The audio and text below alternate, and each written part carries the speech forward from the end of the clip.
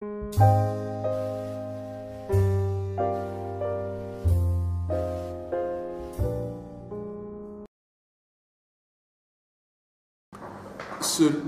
livre s'adresse à toutes les personnes de bonne volonté qui veulent une Afrique intégrée et une Afrique respectée dans le monde.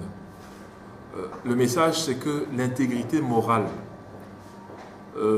la foi en sa propre culture, le respect de tous les autres et pour tous les autres sont des ingrédients qui ont fait de Nelson Mandela ce qu'il est devenu.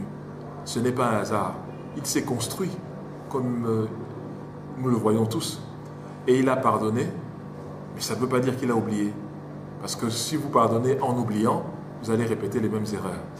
Il nous a montré que la politique rime aussi avec l'éthique. Et qu'on peut être un homme public ou une femme publique en ayant un comportement d'intégrité. Et je crois que c'est ça le grand message. Et c'est ça le grand legs de Nelson Mandela à l'Afrique, où très souvent, on a tendance à croire que la politique, c'est le double langage, la politique, c'est l'hypocrisie, etc. Et je pense qu'il a renversé cette perception. Quand vous prenez Confucius, le sage chinois, il a vécu il y a plusieurs milliers d'années.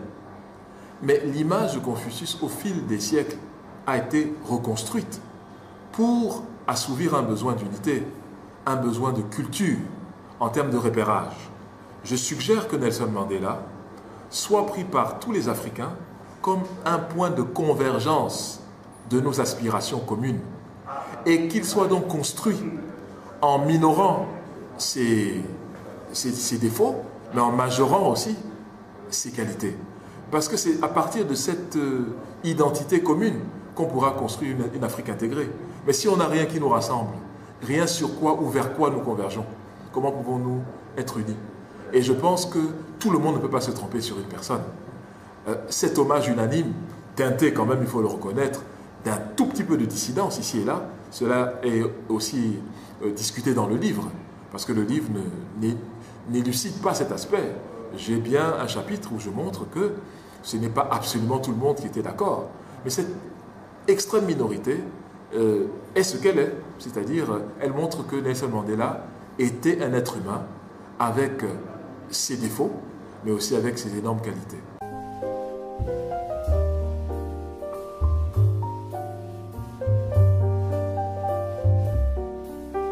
Parce que Nelson Mandela n'appartient pas seulement à l'Afrique. Nous avons pensé qu'il fallait le mettre à la disposition de toutes celles et de tous ceux qui veulent avoir accès au message. C'est pour ça qu'en allant sur Amazon.com, qui est donc une librairie mondiale, si vous êtes au Japon, vous pouvez acheter le livre, si vous êtes en Australie, si vous êtes en Amérique, si vous êtes en Afrique naturellement, ou en Europe, à partir de n'importe quel point, le livre est disponible en français, en anglais, mais à partir de septembre, en allemand et en kiswahili, pour que la majorité des Africains et des non-Africains puissent avoir accès à son message, à ses philosophies et à sa manière d'aborder le monde, qui part de la culture africaine d'abord. Ok, merci beaucoup. C'est bon.